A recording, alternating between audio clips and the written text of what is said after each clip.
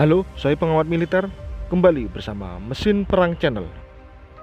Berita kali ini membahas rencana Kementerian Pertahanan Indonesia yang mengakuisisi 11 unit Sukhoi Su-35 dari Rusia untuk mengganti F-5 Tiger yang sudah masuk masa pensiun, yang hingga akhirnya saat ini rencana tersebut belum terrealisasi. Rencana akuisisi 11 unit Su-35 Flanker ini bermula TNI AU membutuhkan peremajaan pespurnya, yang mana setelah satu pespur yakni F-5 Tiger II yang telah dioperasikan sejak zaman Orde Baru sudah saatnya masuk masa pensiun. Dari kebutuhan itulah Kementerian Pertahanan Indonesia pada 2018 memutuskan mengakuisisi dengan melakukan penandatanganan untuk 11 unit Su-35 Flanker dari Rusia. Namun, pasca penandatanganan pengadaan 11 unit Su-35 tersebut terdapat sejumlah masalah yang mana diawali pada tahun 2019, di mana pihak Rusia menunda pengiriman pesawat tempur ini lantaran terkendala negosiasi proses pembayaran, hingga selanjutnya di tahun 2020 Rusia kembali menunda pengiriman pesawat tempur ini lantaran terkendala adanya pandemi COVID-19. Di tengah masalah tersebut muncul masalah lain yang mana pihak Amerika Serikat akan memberi sanksi CAATSA atau Countering America Adversary Sanction Acts kepada Indonesia jika tetap mengakuisisi pesawat tempur generasi 4,5 tersebut. Sanksi CAATSA yang telah disahkan oleh Amerika Serikat pada pemerintahan Presiden Donald Trump pada 2017 ini berupa sanksi ekonomi hingga embargo suku cadang Amerika yang dibeli dari Amerika Serikat.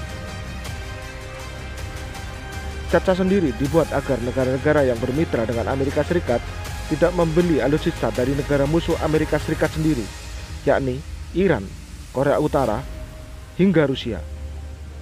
Di sisi lain, dengan adanya sanksi ini juga agar penjualan alutsista negara Amerika Serikat dapat melejit, mengingat bisnis alutsista ini merupakan bisnis yang luar biasa.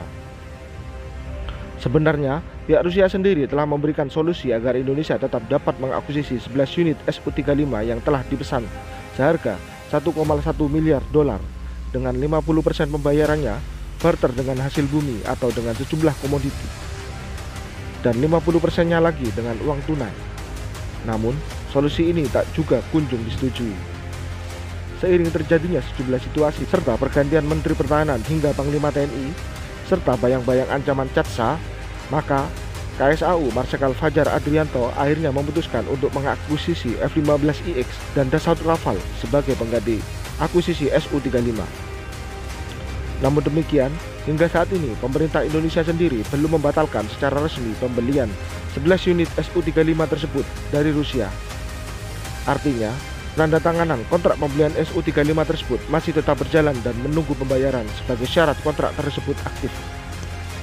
Su-35 sendiri merupakan pesawat tempur generasi 4,5 yang merupakan pengembangan dari Su-27, yang mana pesawat ini memiliki panjang 21,9 meter, bentang sayap mencapai 15,3 meter, dan tinggi mencapai 5,9 meter.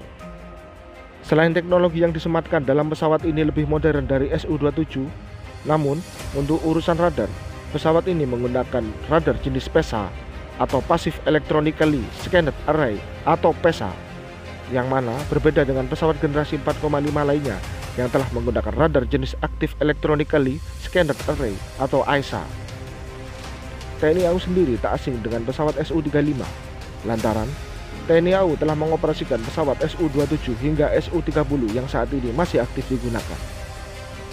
Sebenarnya, ada solusi lain agar Indonesia tetap dapat mengakuisisi 11 unit Su-35 tersebut dengan meminta waiver CAATSA, yakni memberikan tawaran menarik yang menguntungkan bagi Amerika Serikat, atau dapat menunjukkan bahwa Indonesia memiliki peranan penting dan strategis bagi kepentingan Amerika Serikat seperti yang telah dilakukan oleh India. India sendiri meski membeli alutsista dari Rusia S-400 Triumph, namun di Amerika Serikat sendiri tidak menerapkan sanksi CAATSA. Selain memiliki perekonomian yang kuat, India sendiri diketahui menjadi mitra yang cukup strategis dengan Amerika Serikat, sehingga India terbebas dari CAATSA saat membeli S-400 dari Rusia. Dengan apa yang disampaikan di atas, apakah Indonesia perlu meneruskan pembelian Su-35 yang sempat tertunda, atau membatalkan secara resmi pembelian jet tempur generasi 4,5 buatan Rusia ini?